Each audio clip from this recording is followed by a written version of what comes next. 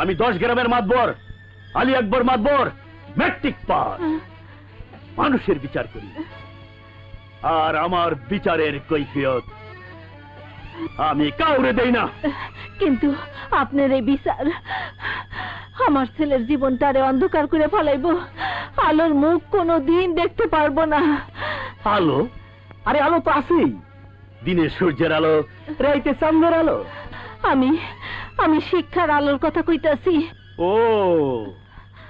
তোমার ছেলের লেখাপড়া শিখাইয়া মানুষ বানাইবা জি। বেশ তো ঘরে বসে বানাও স্কুলে পাঠাইবার দরকার নাই ওর স্কুলের দরজা আমি বন্ধ করে দিছি কিন্তু মাতবার সাহেব স্কুলে যার অধিকার সবাই আছে সেই অধিকার আপনি কাইরে নিতে পারেন না পারি পারি খালি তোর না তোকে মতো সমস্ত গরিবের স্কুল আমি বন্ধ করে দিব কারণ তোকে মতো গরিবের ছেলে মেয়েরা লেখাপড়া শিখা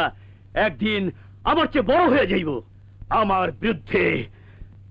মাথা চারা দিয়ে উঠবো মাতবার সাহেব আল্লাহরে ভয় করে এসব আমরা সহ্য করলো আল্লাহ সহ্য করব না এই ছোট লোকের বাচ্চা আমার মুখের উপর মুখ রেখা তর্ক না কইরা মুখ বন্ধ কইরা বোবা হইয়া এইখান থেকে চলে যা তা না হইলে এখন তো তোর ছেলের স্কুল থেকে বাইর করছি এরপর তোরে আর তোর ছেলেরে গ্রাম থেকে বাইর করে দেবো আপনি আপনি মাতবর বললা যা ইচ্ছা তাই করে যাইতেছেন কিন্তু কিন্তু উপরে আল্লাহ আছেন তিনি তিনি একদিন আপনার ক্ষমতা কাইরে দিয়া আপনারে আপনারে কাঙ্গাল বানায় ফেলাইবো কারণ আপনি আস্ত একটা শয়তান চুপ চুপ ছোট লোকের বাচ্চা যত বড় মুখ না তত বড় কথা বাইরো বাইরো আমার বাড়ি থেকে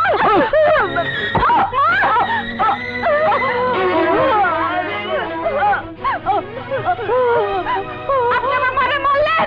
আপনি রাত মেরেই ফেলাবো না বকুল্লা ওগুলো কিছু পারবি না তোর বাপেও পারে নাই মাতবর আপনার কাছে আমার মা ছিল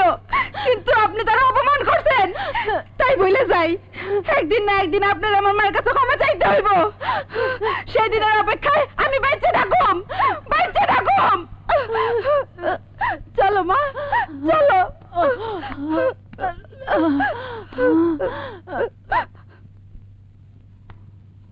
আমি কারো কাছে ক্ষমা চাই না বরং আমার কাছে সবাই ক্ষমা চায়